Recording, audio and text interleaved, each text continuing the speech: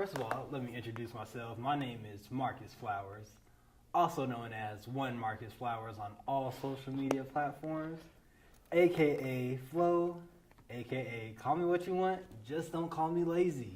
And I am here with my only full-blood relative. I'll let him introduce himself. You know who it is. My name is Morgan Flowers, also known as Metro Meta. Find me at Metro Meta on Twitter, also known as head creative director here at 26 and Glencoe Media. All right, great. And this is the first episode of the SuperFlow Bro Podcast. And we wanted to start this just because 26 and Glencoe has meant so much to us just growing up in Denver, Colorado. That's the intersection where our grandparents lived, and we just wanted to pay homage to them. So we wanted to start a cultural media network that honors their legacy, and not only honors their legacy, but pushes the culture forward when it comes to everything from just politics, pop culture. Nothing. Politics, pop culture, everything in between, tech, entrepreneurship, business, just because at 26 and Glencoe, we've learned just so much about the world, and we want to just spread that knowledge as well. So, without further ado, let's go into the front porch. All right. So, what do we have on deck? On deck, it's you recently just came back from France. So how was that? I went on a trip to Barcelona, Spain. Right. Nice, France, and Pisa, Italy. Okay. It was a very nice trip. It was a lot of fun. It was a lot of different things. We got to see, my favorite thing, I guess, was the Sagrada La Familia, which is the Sacred Family Church in Barcelona. And it's the outside of the church is the entire story of Jesus' life from like birth to death. Really? All the way out. It's beautiful. It was made by an architect. I can't remember his name right now, but he's very famous in Barcelona. And it just gets me thinking about like how we build here in America compared to down there, because like Right. they're historical. They build for like beauty and interest, and then you look here in America and we got this works. It didn't used to be like that though. It didn't used to Like, be like remember, because we both went to East, so we that. saw East High, Angels. That's a beautiful high school. So just compare like something like East to something like, I don't know, like DSST today.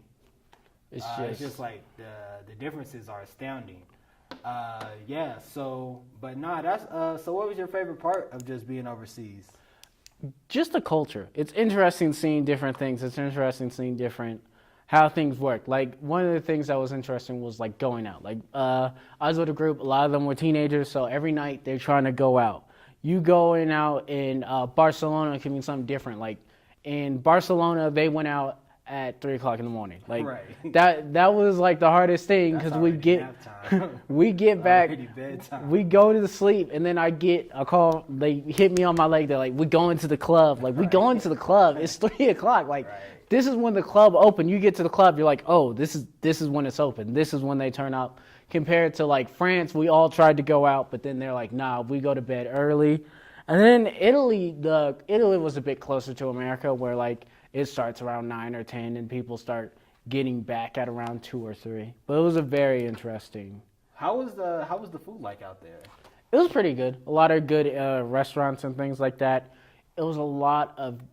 Ironically, you didn't have to tip, but it was very expensive, especially Italy. Italy is the most expensive place to be a tourist. Why didn't you have to tip?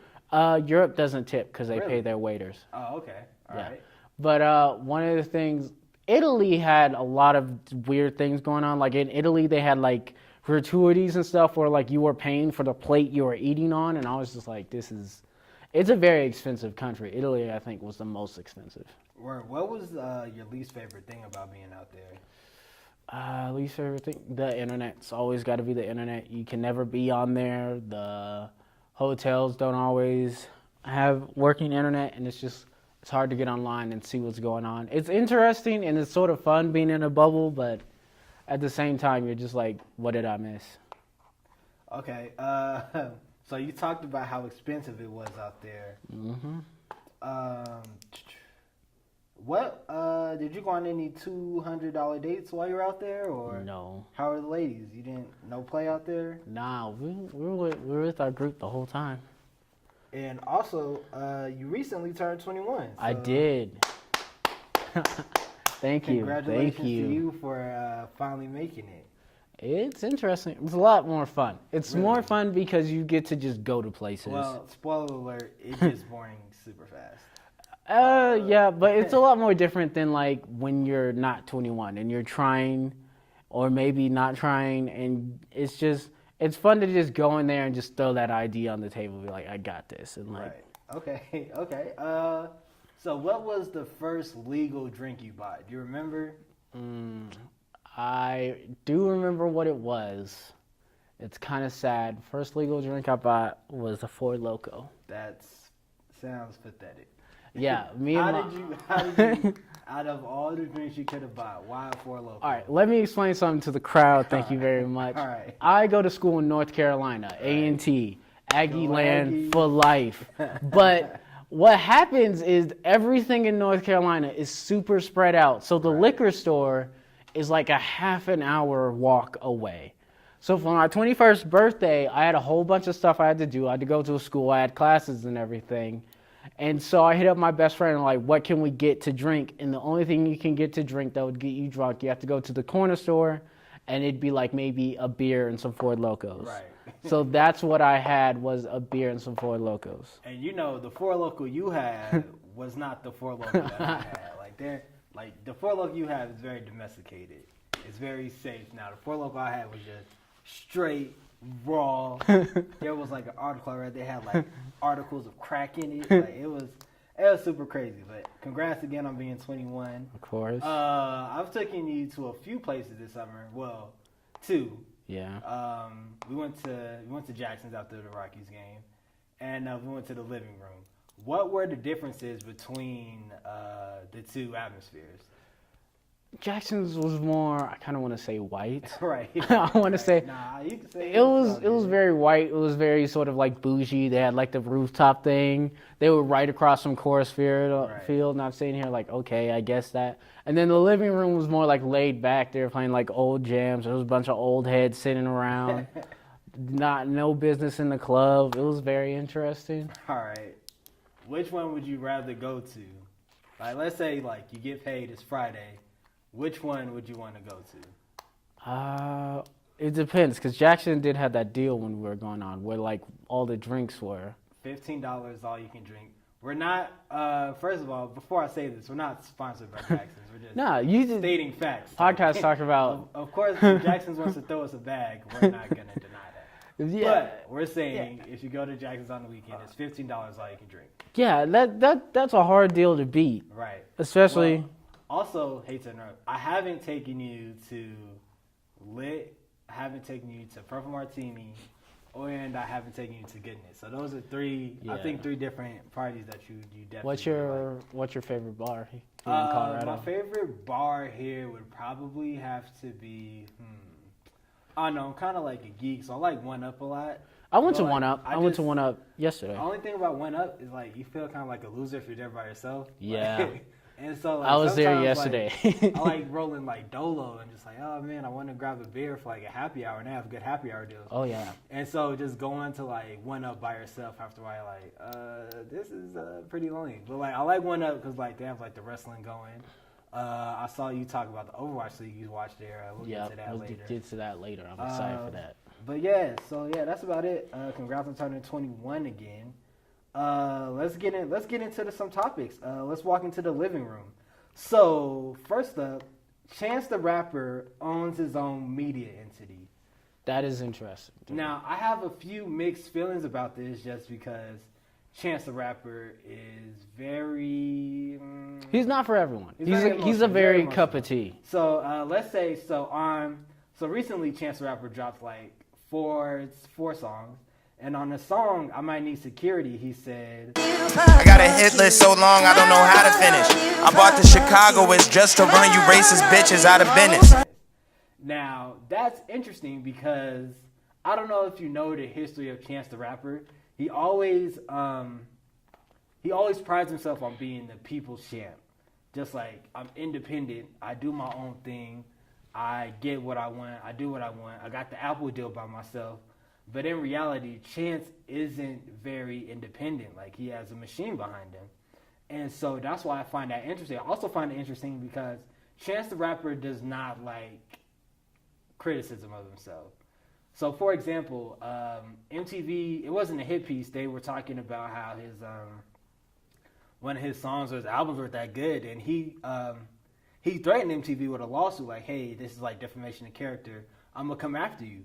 And so, when you have a person like that, like Chance, owning a media entity, it gets kind of sticky. Like, you feel me? I feel you, but the same problem is almost every single newspaper nowadays is owned by an entity like that. Right. You look at the Washington, isn't it owned by Jeff Bezos? But Jeff Bezos owns it, but he doesn't like directly. But you're telling me that if you're an employee at the Washington and that story, these recent stories of Amazon, how it treats its customers, how it treats its employees, they show up on your desk, you're telling me you're not going to not put that aside to keep your job or to make the boss a little bit more happy? But they don't, I feel like at the Washington Post, they still put those pieces out. Also, Washington Post is a whole different animal. Like, I have my issues with them. But, like, the problem... But if you let me continue, but it's just like Jeff Bezos sees, he's like, okay, well, I'm not going to change. I'm the richest man alive. Like, y'all wild. Like, good luck. So it's just, I don't think it matters. But a person like Chance the Rapper who does have cultural influence, when he owns a media company, he's able to narrate the culture and the writers in ways that particularly we may not like and we may not agree. And it's very slippery slope. We'll get into the Fox and Disney deal later, but it's just like something like that is very slippery, especially for a person who's so emotionally triggered. Like, I don't know.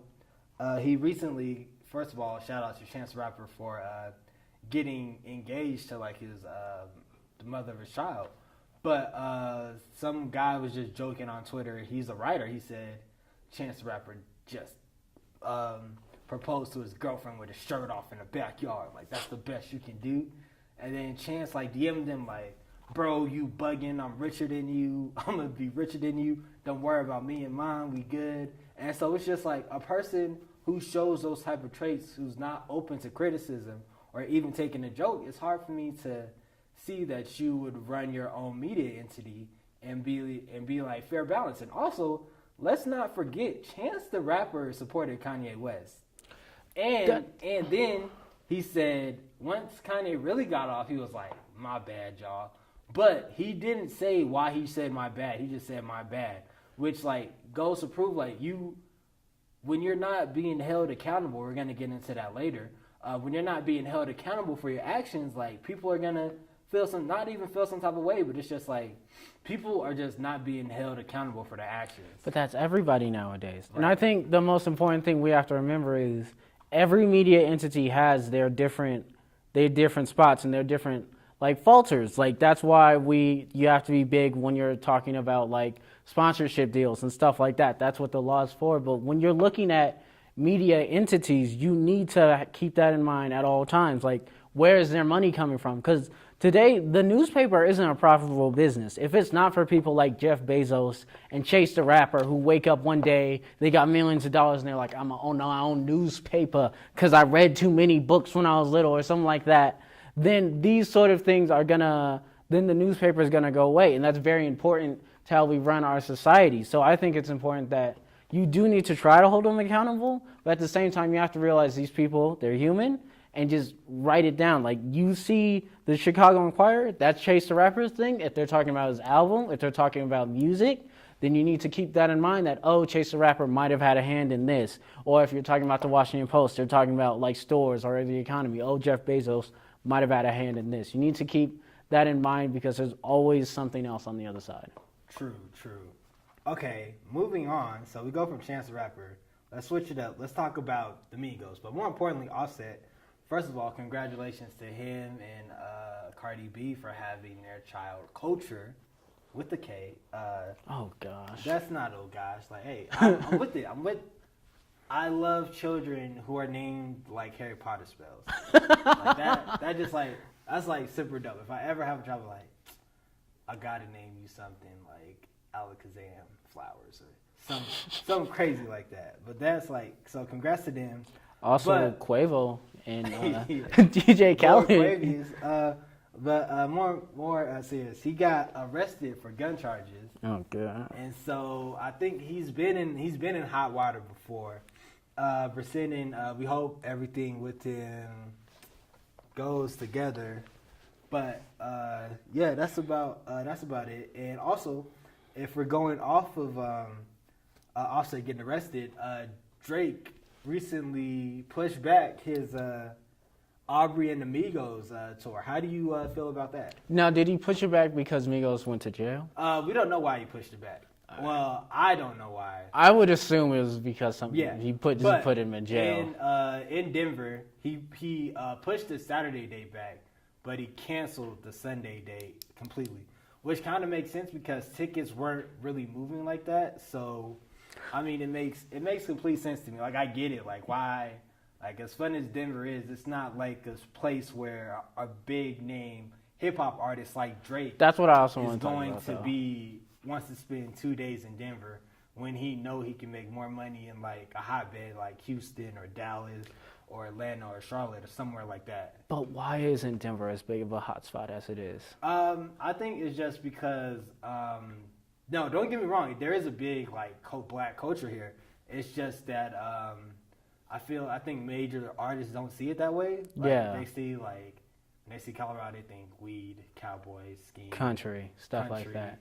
Something like that. So it's because like I'd love to go to like a big like maybe Beyonce concert at like Red Rocks or something like that. She would never do Red Rocks. I think she did it one time and she was like out of breath. Or she did the Pepsi Center one time and was out of breath. That's another thing. Also, just the elevation. Like artists aren't like they train hard, but like I don't know if they train hard enough to like deal with the to have like the stamina and the breath control to work out here. So, yeah. Also, speaking of Drake, how do you feel about the Shiggy In My Feelings challenge? I feel it's just another viral challenge that people are just taking too far. It's the sort of thing that the internet thrives on where you can make it and do it as stupid as possible. Right. Well, how do you feel about the argument that Drake owes Shiggy money for getting his song to the top of the charts? No. Why do you feel that way? Because I feel the same. So I just want to hear your perspective. I would say if somebody gets your song to the top of the charts, the fact that it's at the top of the charts is your payment. Well, if there wasn't an express deal beforehand, that's it. Yeah. And I don't think there was a deal before that. I think it was just Drake. Well, his song was already on like the top 25. So yeah. I think Shiggy did help. And people were like calling, oh, Drake owes Shiggy this much. I don't think he owes him as much as like people are making it out to be, because it was going to be big regardless. Like, In My Feelings, like that has like City Girls and Lil Wayne, and it has like New Orleans bounce music in there. Like, it was going to be big regardless. And so I think Shiggy just I don't want to say up the level, but he advanced the narrative like, hey, this is the song of the summer that you should run with, which I do think it is the song of the summer. And so just seeing that and knowing, and Drake like gave him like $250,000, which is like still very generous because Drake didn't have to do that at all. Yeah. So yeah, it's just crazy. So moving on, something a little bit more darker, not wrong choice of words. Recently denounced Hulk Hogan, wrestler, was reinstated to the WWE Hall of Fame. And as a wrestling fan, it's kind of hard for me to rock with this just because Hulk Hogan disrespected African Americans. He said, the backstory basically is he told his daughter was sleeping with a black guy, and he was like, why can't she sleep with like an N-word that's at least a basketball player or something like that. And so rightfully so, WWE kicked him out. And that, like, I'm completely for that. And so, but what I'm not for is them reinstating him. Like, oh, 3 years, oh, you're fine, you can come back. And the problem with that is that his apology tour, it made him out to be the victim.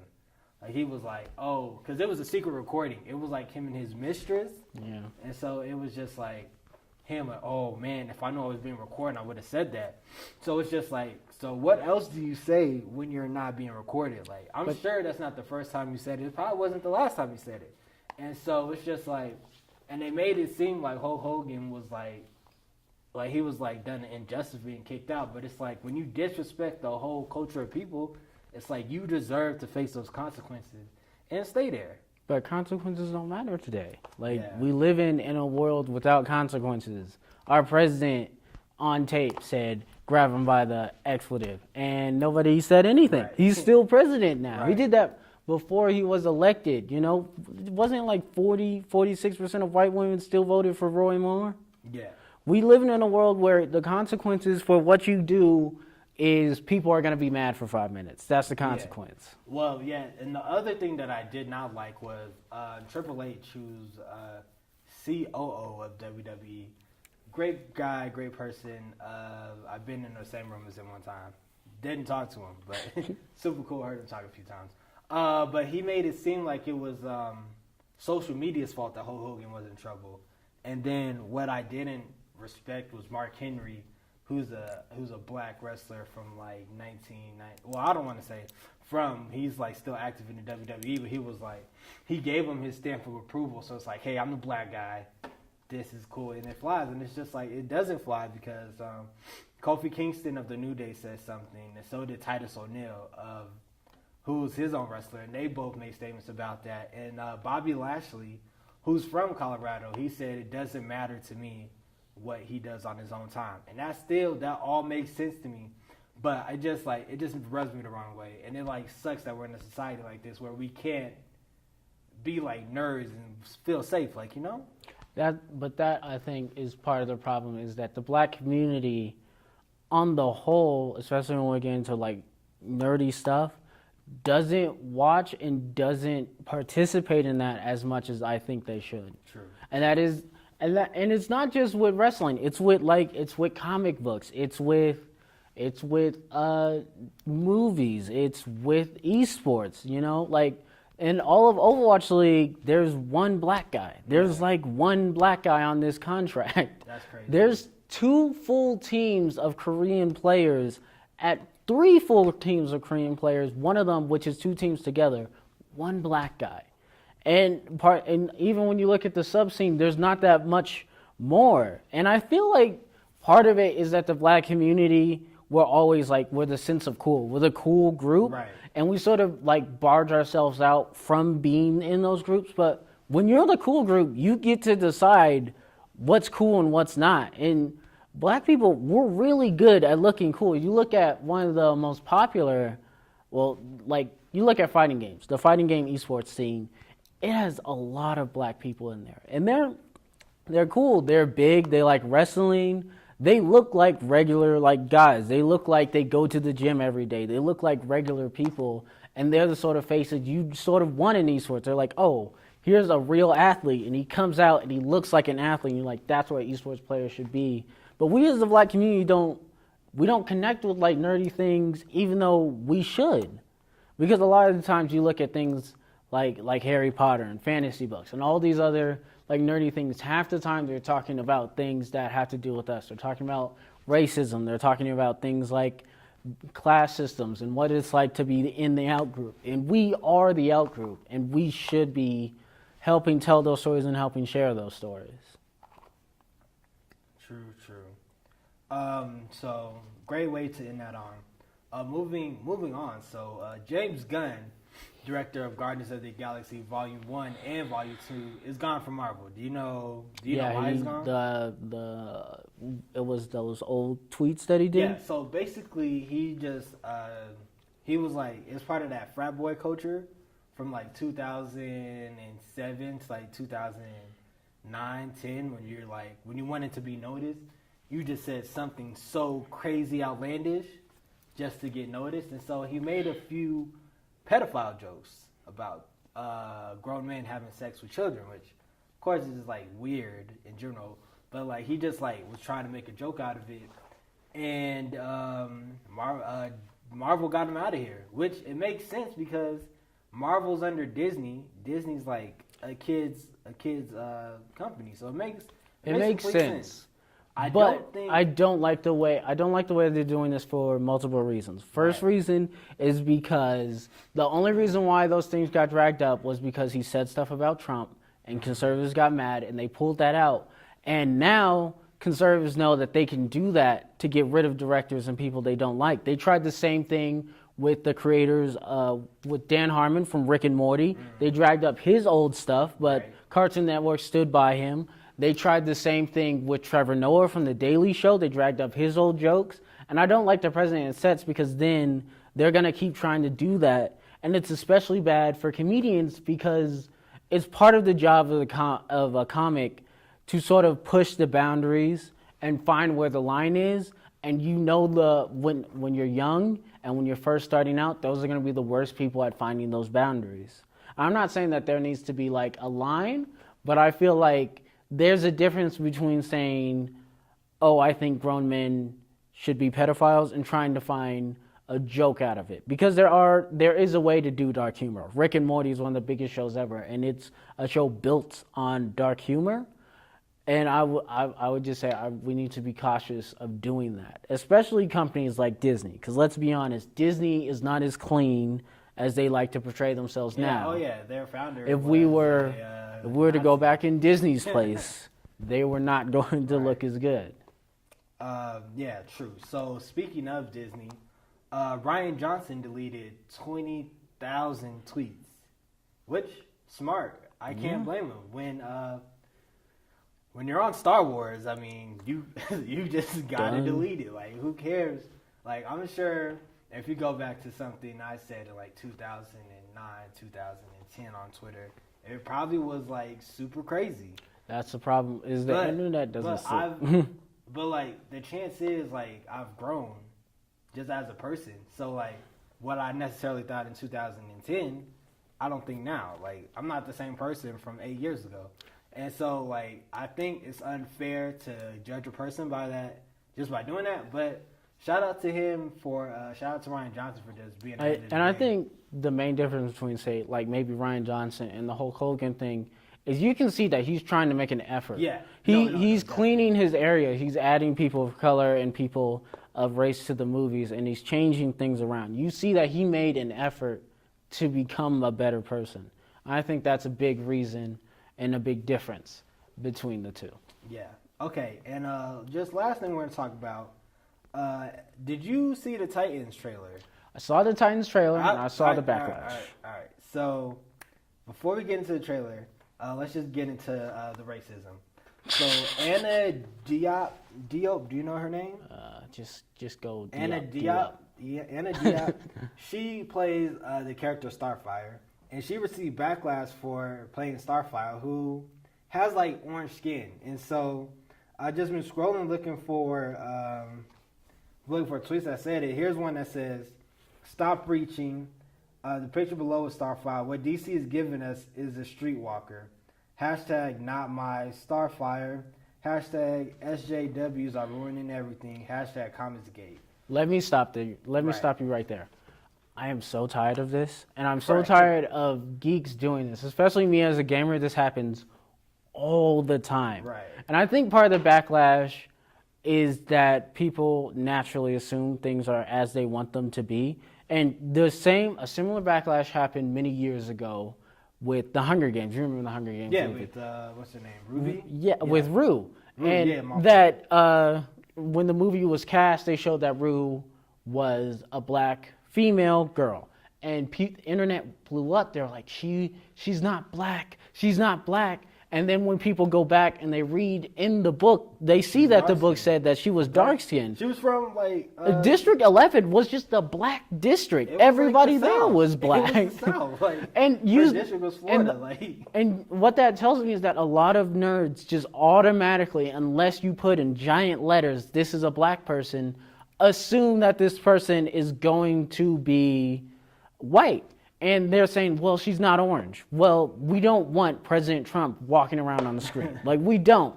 And it doesn't look good, and it doesn't look natural. And it makes sense to me that she seems like a decent actor. And it makes sense to me to portray her in this way for the darker tone that they're trying to go for. Yeah. Nah, and this has been like, I just feel like recently people feel more emboldened with their blatant racism and misogyny. And so they did it with the character in Star Wars. The Asian chick. Sorry, the Asian woman. They did that to her. They've just done it to a bunch. Like I've seen it happen before, and even in the comics they do it with like Marvel and like that's the SJW like comics and all that, and they talk down about Marvel and stuff like that. Which like it's cool when you're critiquing a subject or a topic, but when you're just saying they're doing this just for giggles, like it's like crazy. Like they're not wasting. You're talking about projects with lots of money behind it. They're not doing it. And they're not reading. They're not like reading. They're not doing anything. They don't actually read the. They don't actually take in the content, so they don't know. They go off of like blurbs and solicits, so they don't like know exactly like when Iron Man turned into Ironheart. And Ironheart took over. It was a different character in general, but they're like, not my Iron Man, not my.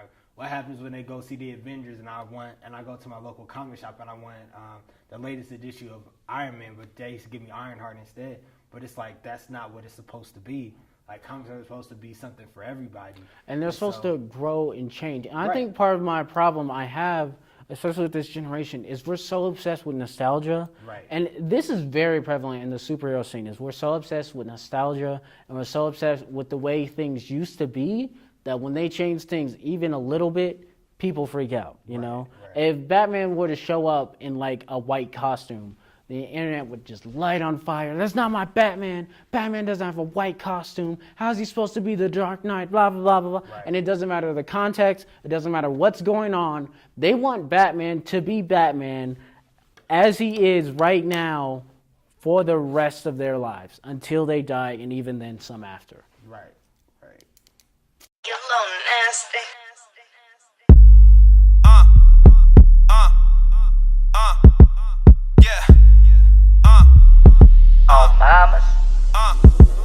Coming up, 40 water used to tell me when to go. Always reppin' Colorado, but you know I love the coast. Bumpin' Vince got me feeling on some gangster shit.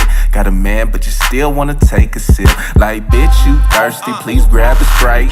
Bring your friends and swing by tonight. Got some bottles on deck, we can go through. Do a couple things that we probably ain't supposed to.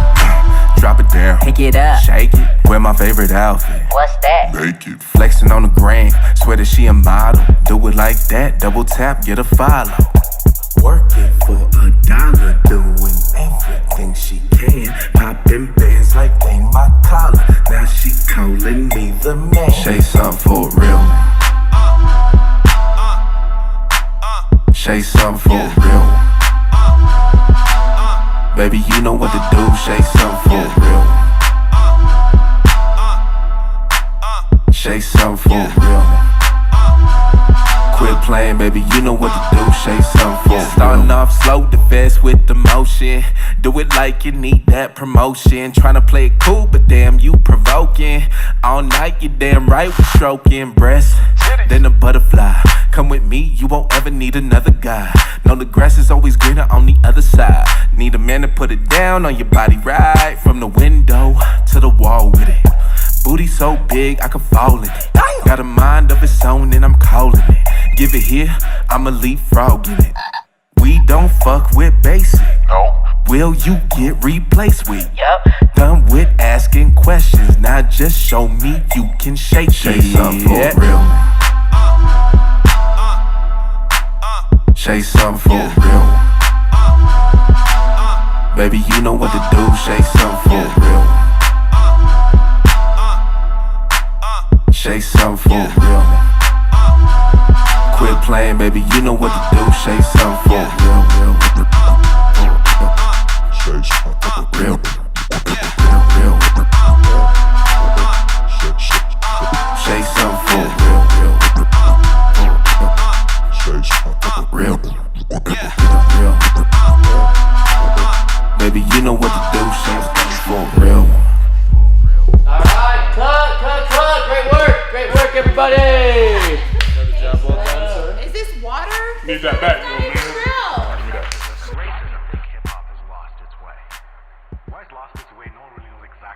why, but what's happened with hip hop is it's become so commercialized.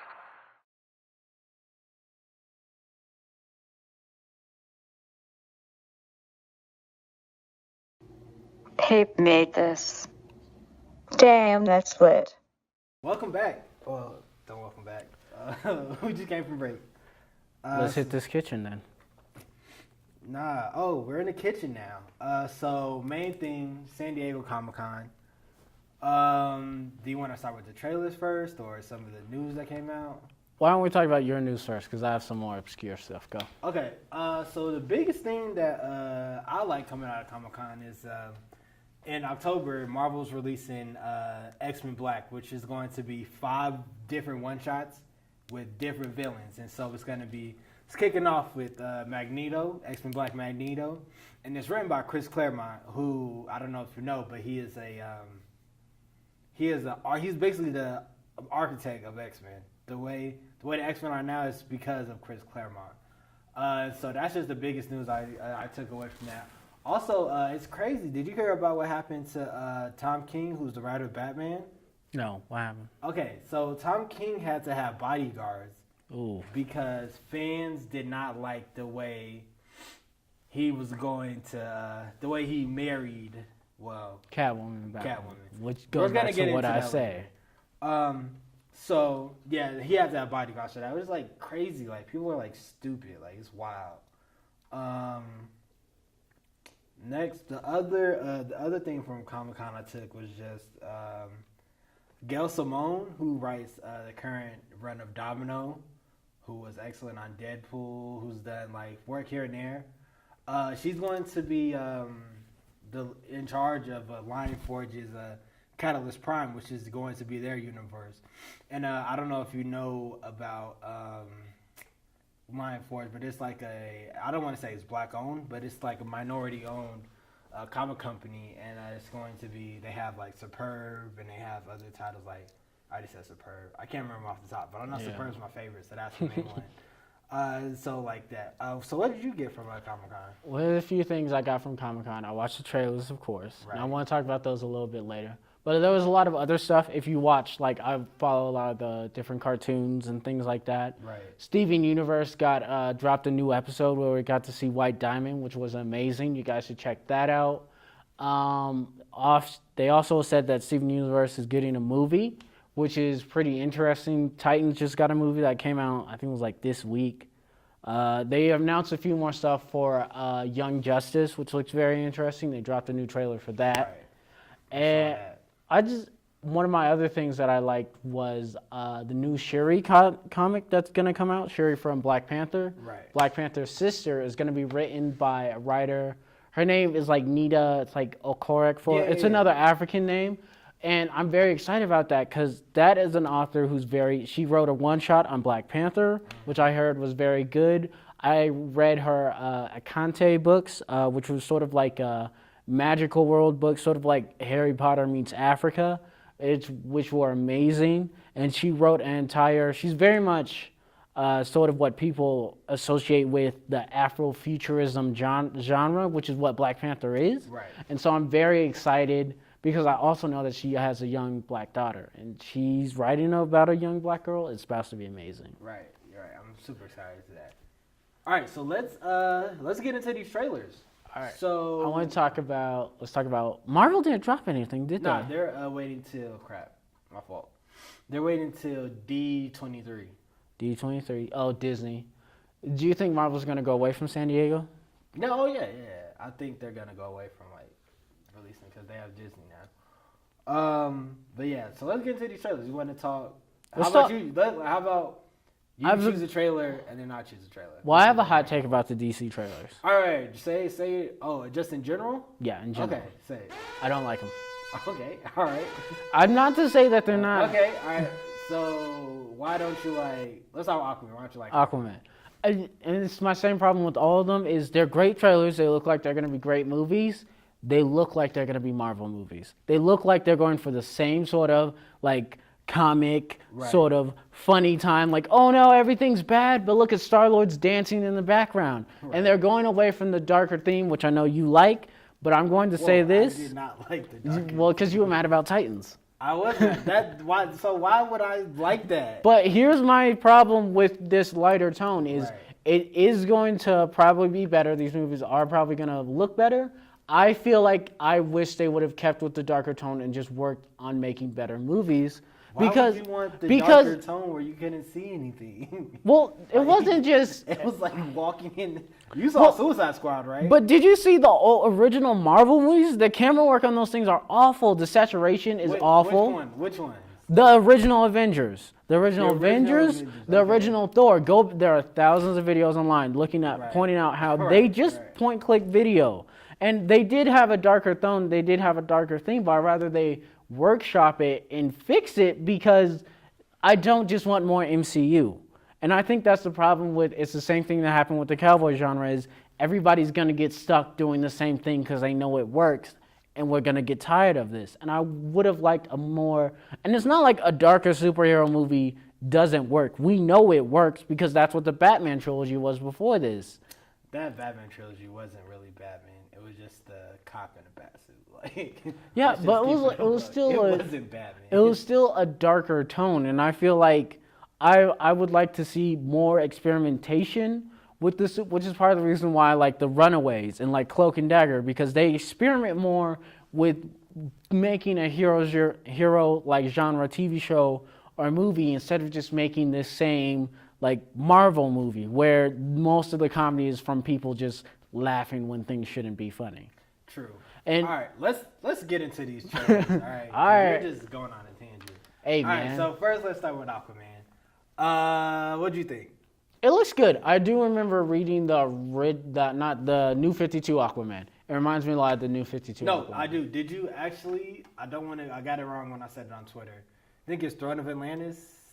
I read the first couple. No. Like, it's the animated movie. Throne of Atlantis. I think I did watch that. I think Justice League, Throne of Atlantis, something like that. Yeah. That's where they're getting the material from, which is great for me. Jason Momoa is not the strongest actor. Yeah, true. So that's pretty hard. It's going to be interesting how they're going to handle acting underwater and all this CG because it's heavily CG. And I did see, and it's just like because of like DC's history with terrible CG. Yeah. It's hard. It's going to be hard to trust them with this. But I feel like DC always gets us with trailers. They're good at making trailers. They are good at making trailers. They like the trailers. If they could just make trailers and make money off of that, they got it. Yeah.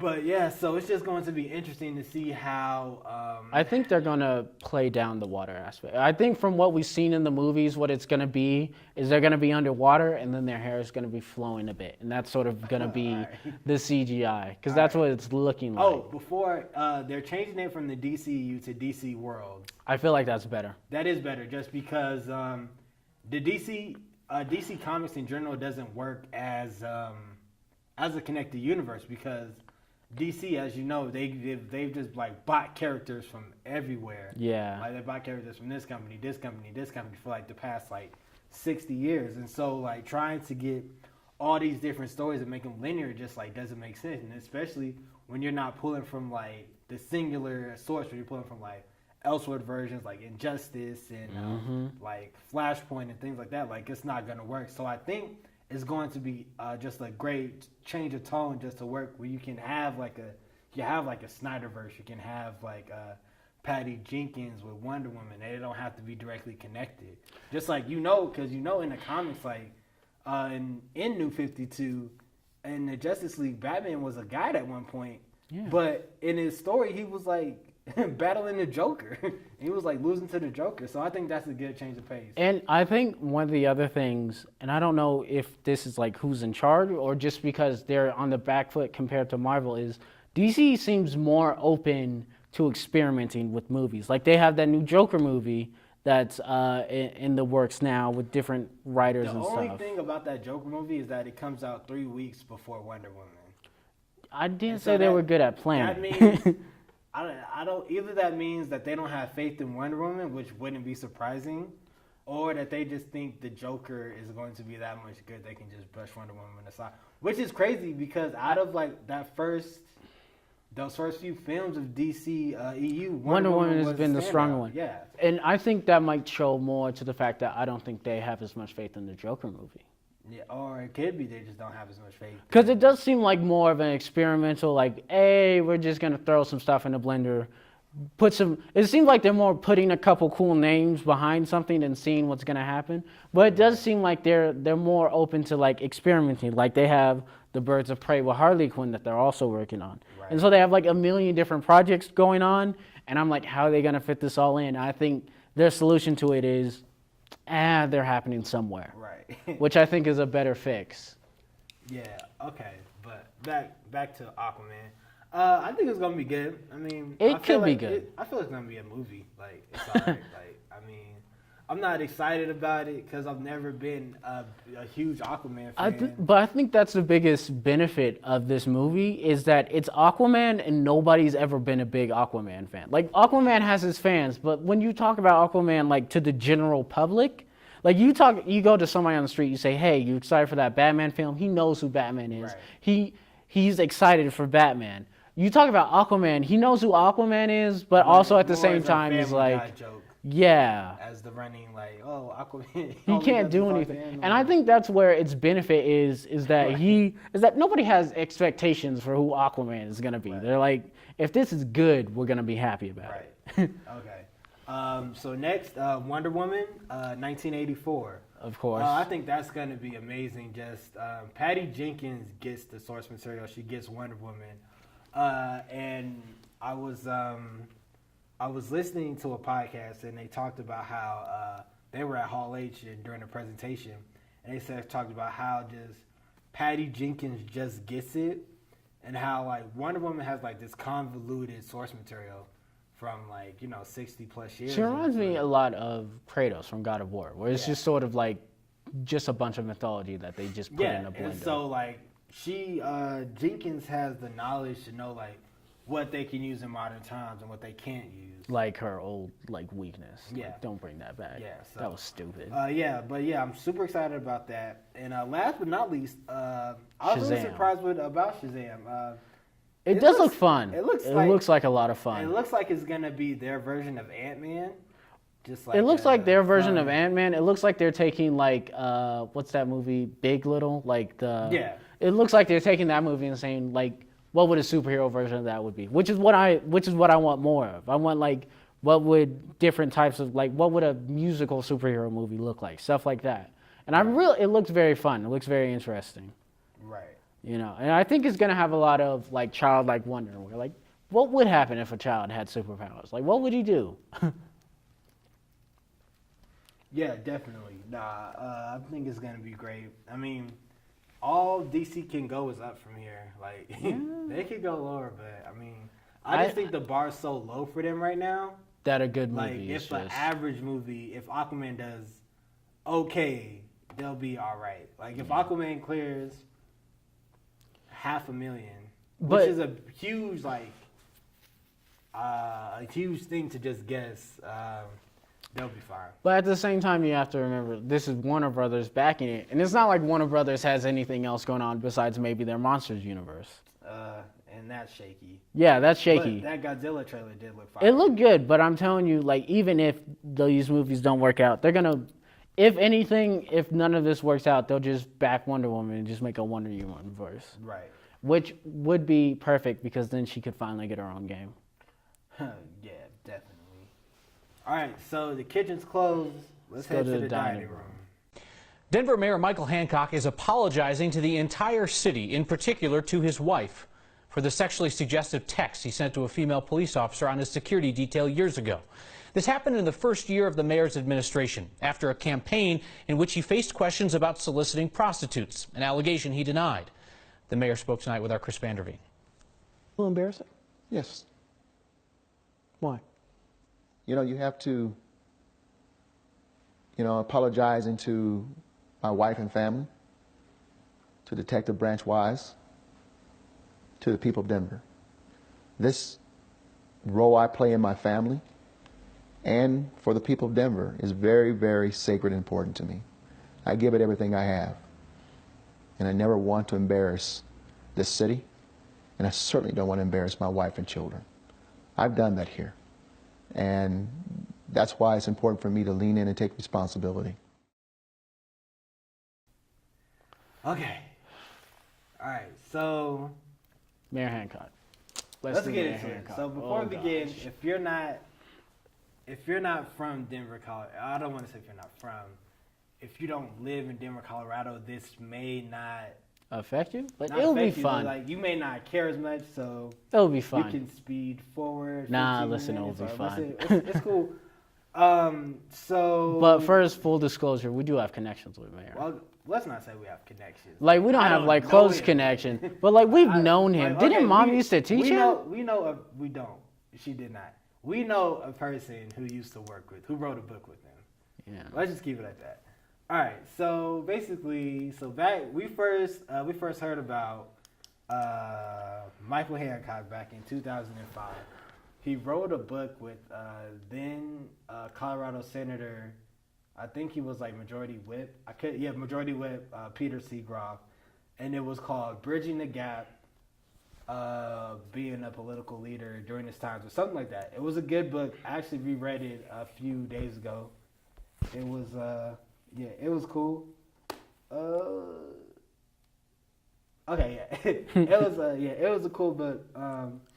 And I was something that really caught my eye early about Michael Hancock is that he seemed eager to want to make change in Colorado. And at the time, being as I was like 16, 15, I couldn't tell what that change was. But it just seemed like he had a passion for Denver and putting Denver with like the New Yorks and the LAs and something of that nature. And I don't want to say that he has not done it, because I feel like he has done. We are getting up there, at least in housing prices. He has done what he's claimed to do. Most recently, he during the State of the State address, he said that he wants Denver to become a clean energy city by 2030. Which isn't far off, considering where Denver is as far as clean energy goes. 'Cause we have access to almost every single form of clean energy. Yeah, no, it's definitely a good thing. But when I heard about it, it was just like, it was very indifferent, and it was like indifferent to the point of annoyance, just because like I feel like Mayor Hancock has turned his back on the people who got him into that position. Like, it was like the working class people. It was the lower tier. It was like young people. It was like the natives who like saw a native run for mayor and was like, yo, we got to support our guy, which we did. And then it just felt like he turned around and was like, see ya. And we didn't hear from him. Well, I don't want to say we didn't hear from him, but it's just like it just feels like a slap in the face, because like I feel like we've invested as just like the black community. We've invested so much into Mayor Hancock, and we haven't seen the differences. Like, he hasn't kept his promise to like, he's brought Denver up, but he hasn't tried to bring marginalized communities up. And so my last straw with Mayor Hancock was Central Park. No. Because I didn't really care about the golf course. Yeah, it's ugly, but it's still, stupid. It's like a stupid reason. I was like, okay, you're like from here. Like, what are you doing? Like, whatever. Somebody bought you. But like, I was like, okay, that's dumb. But no, my last straw was earlier this year when they're putting a dog park next to Old Shorter. Old Shorter, AME, right off of like, it's like 23rd. Yeah. And something, but like he put a dog park there, and brother Jeff, who's like a community activist, he made a post like, oh, Mayor Hancock doesn't know the community. And that really hit me right there, because it's like, Hancock is from like the east side. Like, he's like from the heart of the city. Like, he knows Old Shorter, Cleopatra. Like, and it's just like his actions just proves that, it doesn't prove, but like he says one thing, but his actions say another. And so like this whole year has just been like a whirlwind for him. with like the sexual harassment allegations, which is like crazy because the way it plays out is she complained to a department, and the department had to file a report, and then that report came to his desk. So, and then he would approve if the report would go forward or it's like, nah. So it's basically you getting in trouble, but being a principal at the same time. So it's like, yeah, I'm in trouble, but I don't have to look at this. I don't care. And so then, like, the next, I don't want to say, it was the next month.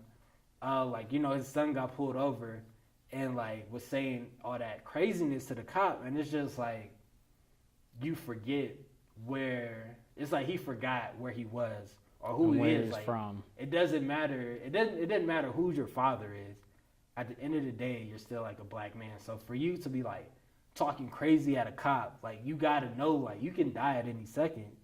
From a cop can shoot you, and they're gonna get away with it. And it doesn't matter who your father is. And he was even like his father was the mayor of Denver. He was in Aurora when it happened. And so it's just like you gotta chill. Like you gotta chill out. I don't know the young man. But it's just like you gotta chill out. You can't move like that. And so seeing Mayor Hancock just like act like it's all good, and it's just like it seems like your house isn't in order. And if your house isn't in order, how can you run the city? Like you feel me? Yeah. It's just like if you're not handling business at home, if you're not doing what you need to do, because like those allegations came out in like March. And he's planning on running again, but I just think the smart thing for him to do, just like I'm not married, I'm single, so it's just like the smart thing for him to do would be like to take care of his home. Go home, stop. Just like because like I've been unfaithful in relationships before. It wasn't just a one-time thing. It's like the drive to do it again is always there. It's like, a habit. And how far can I go without getting caught, or if I do get caught, what's the limit of what I can do? And so it's just like I know, like I just have a hunch that that's not the only time something like that has come up. And so it's just like you need to take time to get your house in order.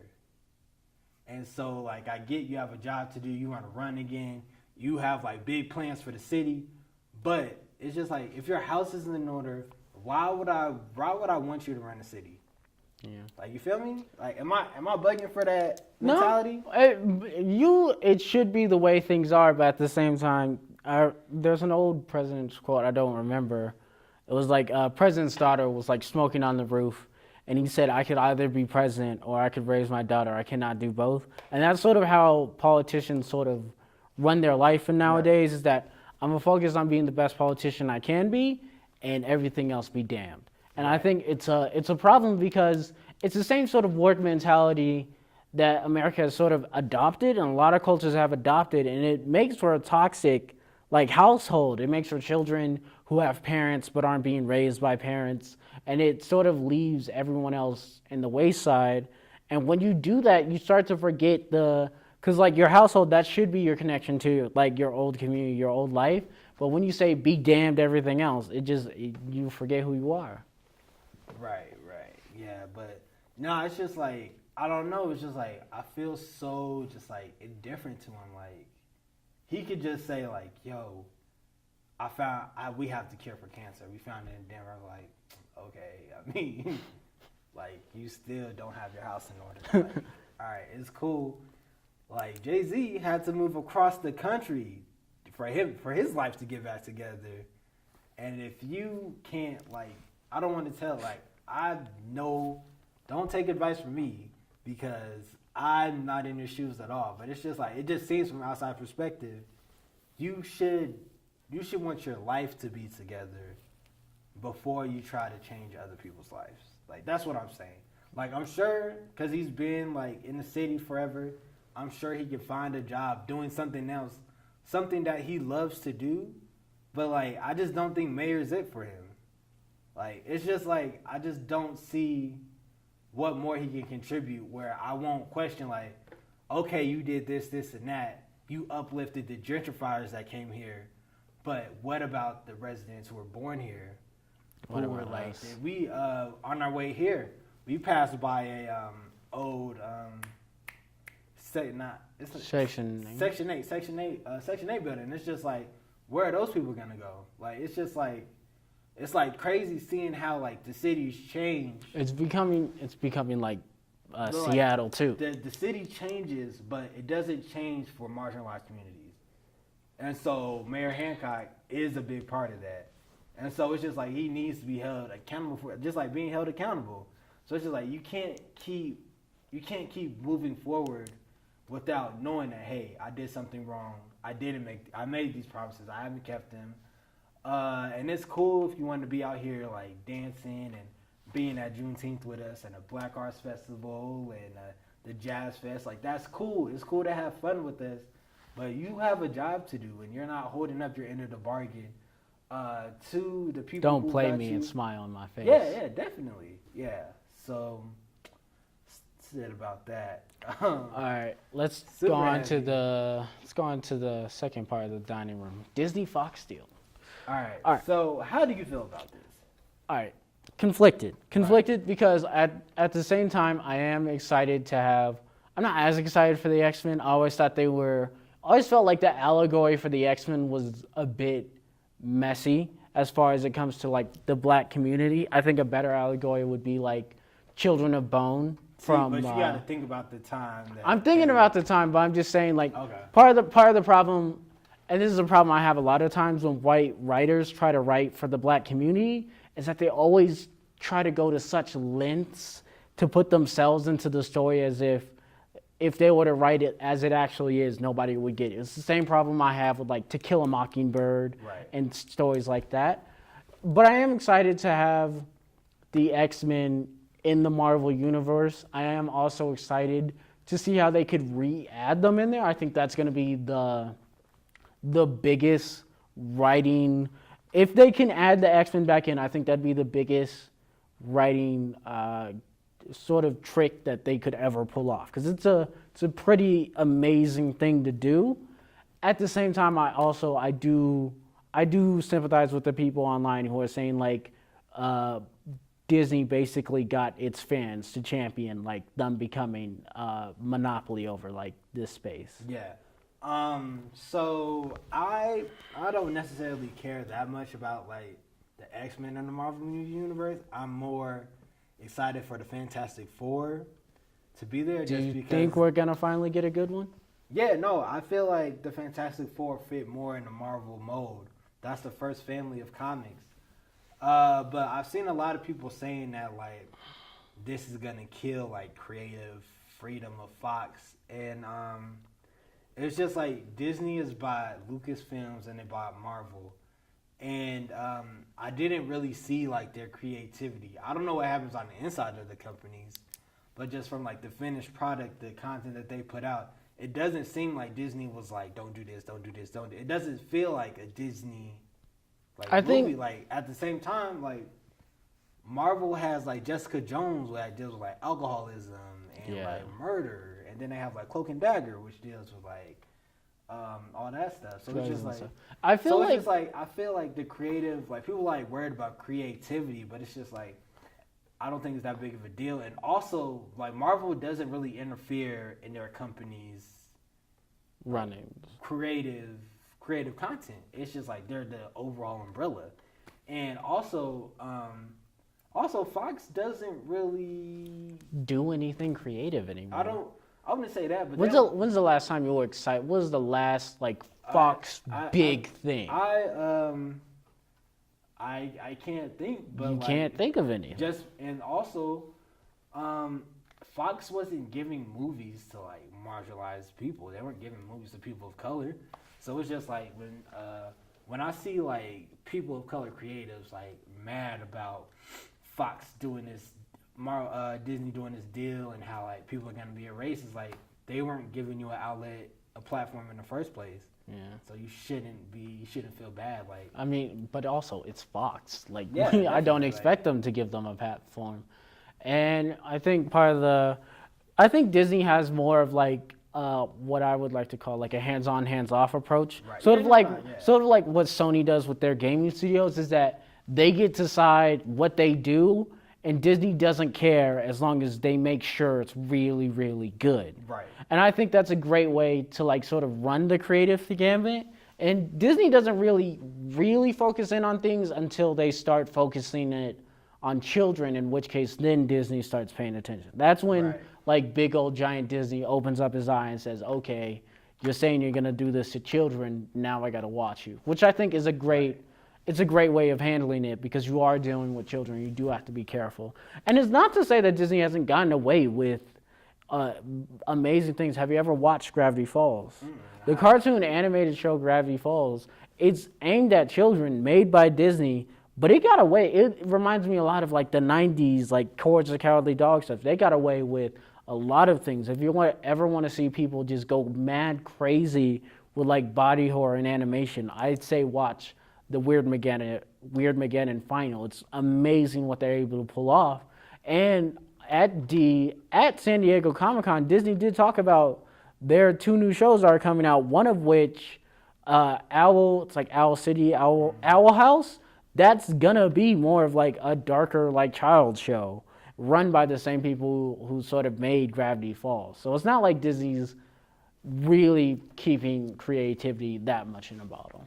Yeah, true. All right, let's close this out. Let's go down to the basement. I'll kick it off. I'll start off with the comics that I'm reading. The Flash, they just recently finished the Flash 4, where Wally West and Barry Allen had philosophical differences, and Wally West got his legend restored, basically. Pick that up. Ta-Nehisi Coates is in his bag when it comes to Captain America, if you haven't seen that. The first issue dropped a few weeks ago. It's pretty cool. What else? X-Men Blue.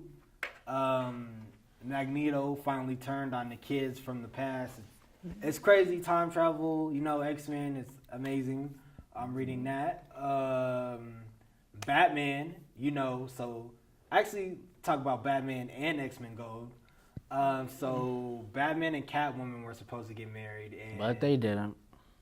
Shadowcat and Colossus were supposed to get married, and they didn't. And so it's just dealing with the fallout from both of those books. Batman, I just read Batman 51. He's like out of control, basically. He's not even, I don't want to spoil it, but he's just out of control. As he should be. Yeah. I feel like I'm so tired of people just saying we need to keep things as they are. I feel like Batman would have been better if they went through the marriage. No, definitely. I feel like they should have just went through because that'd be way more relatable to people. It's just, how do you be a family man? How do you be married and the Batman and Bruce Wayne?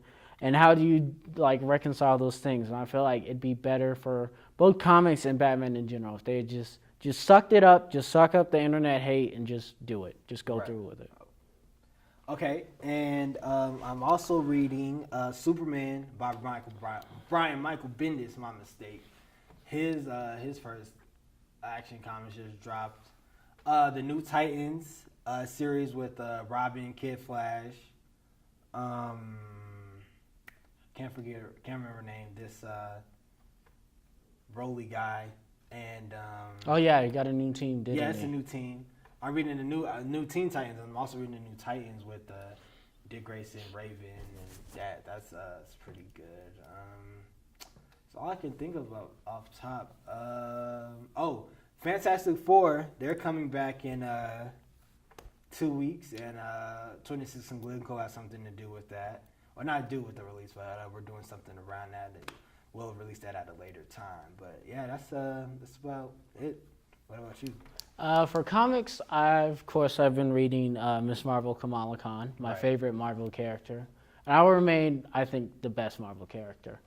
That's pretty much it for me. I haven't had a lot of money and stuff. I do have a lot of old comics I've been looking back at. I was trying. Are you on Marvel Unlimited? I do not. You should get on Marvel Unlimited. $5 a month. Every Marvel comic except for 6 months ago. I would say, looking back at my old comics, one of my old favorites was Gotham Academy. Right. That one ended around like last year. It was always pretty good. I can always find a reason to champion the movement. More experimental DC comic. I really want that to come back. And we forgot to talk about Black Lightning. Did you watch Black Lightning? I actually did not. It was really good. I didn't finish the season of Black Lightning, so it was really good. I liked it. Yeah, I gotta get on that. All right, let's go to games. All right. Do you want to talk about the games that are out or games that are coming out? This is all you, so you got this. All right. For games coming out, I've been playing Octopath Traveler, which was a really old school JRPG, Japanese role play game. It's published by, I believe, it's published by Square Enix. It's made by the same people who made the Bravely Default games. Right. It's really good. It has a really interesting, they call it 2D HD art style, which basically just means it has 3D backgrounds and 2D sprites. Really interesting story, very like old school and fun. We recently got a Switch. I've been playing that, playing Zelda, picked up some Bayonetta, stuff like that. For the new games coming out, there's a lot of interesting things to talk about.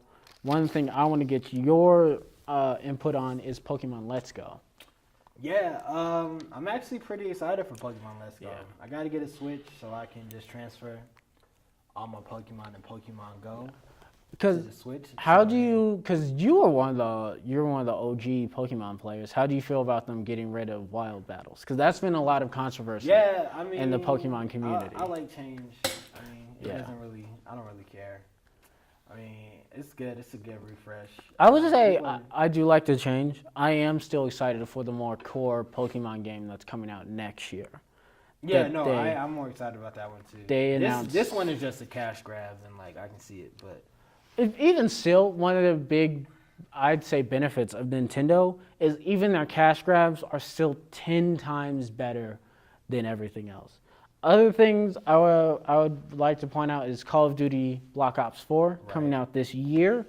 A lot of controversy around that game. They dropped their campaign, their single-player campaign, for a Battle Royale mode, jumping on that Fortnite game, that PUBG proliferance. How do you feel about that? Because you had Black Ops 3. No, I don't. Yeah, you did. You had the Xbox 360. Oh, yeah. Hey, let's chill. Dark times. I mean, I don't know. I kind of over Call of Duty. That's how a lot of people are. I mean, it's cool. It's going to make money. Is it? I don't know. Here's the thing about Call of Duty is everyone says that every single year. It's like, we're done, we're tired. They said the same thing with Infinite Warfare. Everyone was done, everyone was tired. And it was a perfect storm because Titanfall 2 came out that year, which was just Call of Duty but done right. It had a good campaign, and Call of Duty was trash. And it was like, oh, Call of Duty's dead, Call of Duty's dead. It still came out the #1 moneymaker. And the thing with Call of Duty is it's the #1 video game in everyone's head, and there's just people who just buy it, and that's their game. Right. No, I completely agree with you. Spider-Man on PS4. I'm excited for Spider-Man. I think I'm going to get the PS4 Special Edition Spider-Man for it. Yeah. I'm all in. So it looks interesting. It looks like it's going to be a lot of fun. We'll talk about Overwatch League later. And last thing is Assassin's Creed Odyssey. They're taking the new revamped Assassin's Creed that happened with Assassin's Creed Origin and taking it to Greece. This one's going to be very exciting because you're actually not an assassin. Right. Interesting. And they have 2 characters. They have a girl character and a main character. Yeah, I heard people were mad about that. They are, but they're always mad about something. Here's the thing about the new characters is they did the same thing in Syndicate, but that didn't sell as well. But with this one, they're now adding romance options and things like that. They're basically doing what BioWare used to do before they started being trashed once EA bought them. Yeah, so that's going to be fun. There's a lot of interesting things going on with that.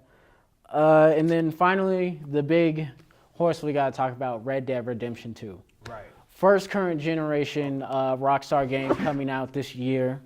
If anything's going to dethrone Call of Duty, it's going to be Red Dead. Really? Yeah, Red Dead, for those of you guys who don't know, Red Dead Redemption is probably widely considered to be one of the best games ever made. It has a really great story, one of the best open worlds ever made. Rockstar, for all their faults, they are one of the kings of open world, and this one's going to be it's a cowboy game, and word on the street is it's going to have similar functionality or similar multiplayer to Grand Theft Auto Online, which is the most profitable entertainment product ever made. So Red Dead's about to be big. I don't think I'm going to get it. I've never been a cowboy fan. Right. Okay. So now, grand opening, grand closing. Morgan, I'm going to let you take it away. This is your subject, your topic. You know about it. So I'm going to just chill here, let you do the grand opening, grand closing for the first episode. Grand closing, Overwatch League. Right. So excited for Overwatch League. Finals are happening today. It's the London Spitfire versus... Okay, when he says today, he means Saturday. So when you see this, it'll probably already be done. But. Yeah. I mean, London Spitfire versus the Philadelphia Fusion. London's already up 1 game. There's 2 games today. I'm really excited. I'm really excited because I've liked Overwatch. I've watched most of the season. My 2 teams got kicked out. I was following New York Excel. They got kicked out, and Boston Uprising, which got kicked out. Boston, I think, was my favorite because they had the best comeback story I've ever heard of in my life. Really? For those of you guys who don't know, Boston Uprising was one of the mid to low tier teams going into the season, and during it was like stage 3, they started winning. They won their last game in stage 2, and then they won the first game in stage 3, and they were looking really good again, and then their number 1 player, Dream Casper, got dropped for he was some sexual allegation misconduct. He got dropped, and he got dropped at the worst time. He was one of the best DPS in the West, and he got dropped at the worst time because afterwards they were facing the best team in the league, New York Excel, with the big boss Pine, and after that they had London. Then they were facing the LA Valiant. They had the hardest season coming up, and they had to put in their second runner mistakes, and they took down NYXL. I watched it. I was so excited. I almost jumped out of my bed. And then they kept going, and they had the longest winning streak with 11 straight games. It was amazing. And then they lost in the finals. I was sad, but it was pretty amazing. I am excited for the All-Star game that's coming in August. And, of course, the World Cup comes in September. Korea's going to win that. They released their roster. It was terrifying. That was terrifying. I'm more excited for second season because I think Shanghai is finally going to win. You've heard of Shanghai? I talked about them before. I have not. Shanghai Dragons are the worst team. Right. They're the worst team in any sport ever. They have the longest losing streak of any sport in any season ever. They didn't win 1 game this entire season. Sounds like the Cleveland Browns. They beat them. They beat the Cleveland Browns. But the Shanghai Dragons, they have the only female in the league. Her name is Grigori. She's a really sweet. And the frustrating part with the Shanghai Dragons is they have all the pieces. They have Otto, which is one of the best Genji DPS players ever. Right. They have a really great second DPS. I can't remember his name right now. And then they have Grigori, who's a really great off-tank. Fearless was really great. And they had some trouble. They had some language barriers. But their main problem was their support lineup, which is awful. Which is another reason why I want more, we'll get into this later. I want more African Americans in the league is because black people tend to be more the tanks and the supports. And we're really great tanks and supports. And they really need a great tank and support lineup.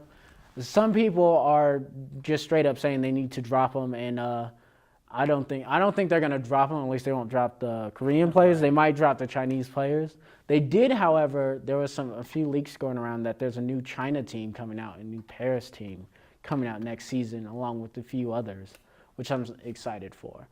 But I do think I want more African Americans in esports. I feel like it's it's a better thing. No, I feel like I've heard that before. So yeah, I feel like we did the same thing with like the NBA. Like you look at old NBA games before they added black people, it looks boring. Right. And they're playing basic, fundamental. And I think I want more black people in there because so oftentimes when you're watching esports, especially in the FPS genre, is they're so focused on the game that they don't look excited. Like you'll see one of the best examples of this is last night during the finals against Philadelphia Fusion. Prophet did an amazing tracer run where he took down 6 players. If you guys haven't watched it, it's magic. It's straight up magic. It's crazy.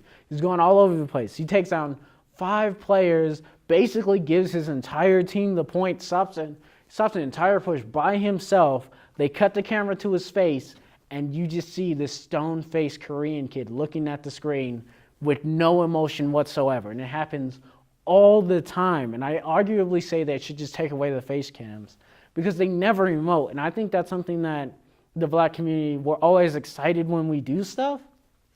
I think that's something that we could bring into the esports community, is just that excitement. When I do something great, when you do something great, I want your face. I want you to move. I want you to look excited as I feel because what you did was amazing. But that's my tangent on the Overwatch League. I'm excited. You guys should watch it. It's on ESPN, Disney XD, Twitch, MLG, and Overwatch.com. So they're really getting up there. All right, cool. That was it. Make sure you're following us on all social media platforms. I'm One Marcus Flowers on Twitter and Instagram. At Metro Meta on Twitter, and I'll set up an Instagram later. Okay, and make sure you're following 26 and Glencoe Media on Twitter and Instagram, and make sure you like 26 and Glencoe Media on Facebook. That was the first episode of the SuperFlow Bro Podcast. We'll see you next week. Peace. Doo-doo.